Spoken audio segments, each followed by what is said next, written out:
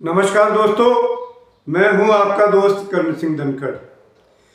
हिंदू खतरे में है, ये बात इन संघियों और कट्टरपंथियों से हर रोज आपको सुनने में मिल जाती होगी।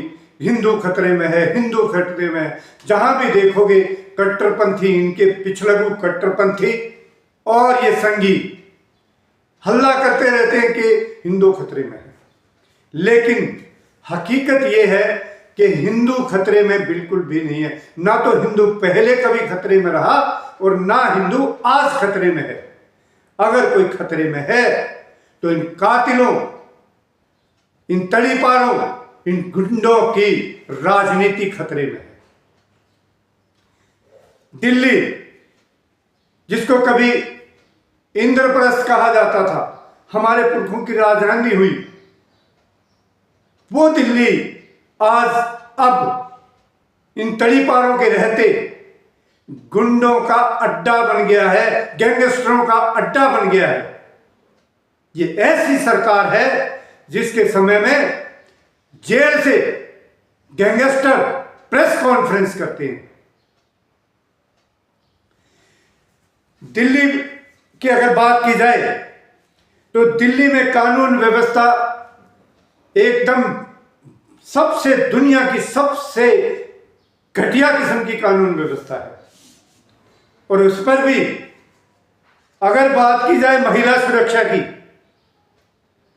तो महिला सुरक्षा, यहां पर कोई महिला सुरक्षा नहीं है। बिल्कुल किसी भी समय कहीं भी कोई भी घटना घट सकती है। 1 दर्जन से ज्यादा रेप पिछले कुछ दिनों में, 1 दर्जन से ज्यादा रेप इन तड़ीपार मंत्री के रहते हुए और इस तड़ीपार की नाक के नीचे हुए हैं दिल्ली में। उनमें से मैं कुछ आपको याद दिला देता हूं।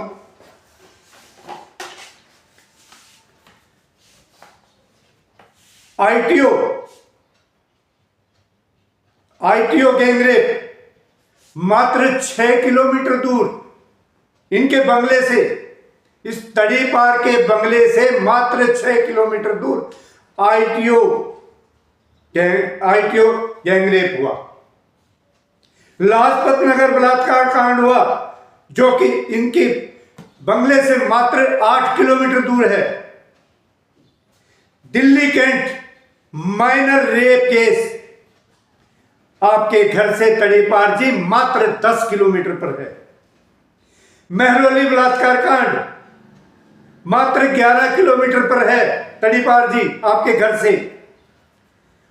उबर कैब रेप केस आपके बंगले से मात्र 12 किलोमीटर की दूरी पर हुआ। सादरा गैंगरेप आपके घर से मात्र 15 किलोमीटर की दूरी पर हुआ। द्वारका गैंगरेप आपके घर से, आपके बंगले से तड़ीपार जी 21 किलोमीटर दूर हुआ। पीरागढ़ी माइनर रेप केस, ये आपके घर से मात्र 22 किलोमीटर की दूरी पर यह कांड हुआ। फरस बाजार डबल मर्डर मात्र 25 किलोमीटर की दूरी पर। रोहिणी माइनर केस आपके घर से मात्र 27 किलोमीटर दूरी पर हुआ। छावला रेप केस भी आपके घर से 27 किलोमीटर दूर हुआ। बवाना माइनर बलात्कार केस आपके घर से 34 किलोमीटर की दूरी पर हुआ। यानी 1 दर्जन से ज्यादा केस आपके नाक के नीचे हुए हैं। तो आप किस बात के गृह मंत्री हैं? क्या आप गुंडे, बदमाशों, गैंगस्टरों को बचाने के लिए गृह मंत्री हैं या इस देश की जनता के गृह मंत्री हैं? यह आपको सोचना चाहिए खुद। और मैं जनता से भी अपील करूंगा कि जिस निर्भया कांड की वजह से आप लोगों ने कांग्रेस की सत्ता से दूर कर दिया था, तो यह आपकी कौन सी मानसिकता है? ये कैसी मानसिकता है कि 1 दर्जन से ज्यादा यहां पर रेप के महिलाओं के साथ कांड हुए, उसके बावजूद भी आप लोगों जो है मुंह में दही जमा कर बैठे हैं, कोई जबान नहीं खोलता। ये कैसी मानसिकता बन गई है हम देशवासियों की, ये सोचना होगा।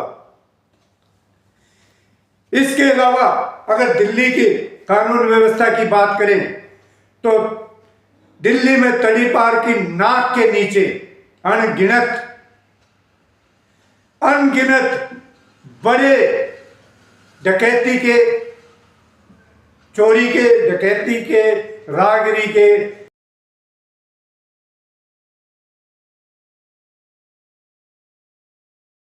लूटमार, ठगी और हत्या के मामले हुए।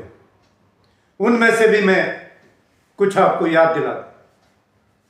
बुराड़ी गैंगरेप और हत्या का मामला, बुराड़ी कांड। रोहिणी में किशोर द्वारा डॉक्टर की हत्या।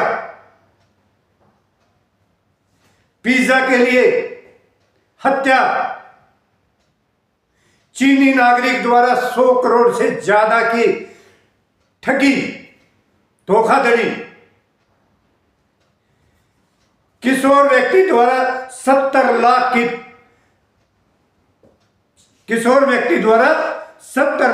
डकैती।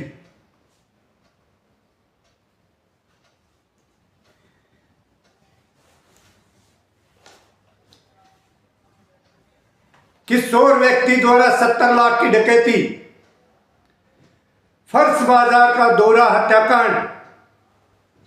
ये कुछ बड़े मामले हुए हैं, लूटपाट, ठगी, रागरी और हत्या के।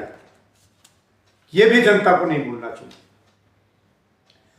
और अब अंत में सरकार, आप खुद सोचिए कि 3 बार के मुख्यमंत्री, सम्मानित मुख्यमंत्री अरविंद केजरीवाल जी, जनता के चुने हुए मुख्यमंत्री पर बार बार आपके बीजेपी के गुंडे हमला करते हैं और उनको आप सम्मानित करके टिकट देते हैं और फिर कहते हैं कि केजरीवाल ड्रामा करता है।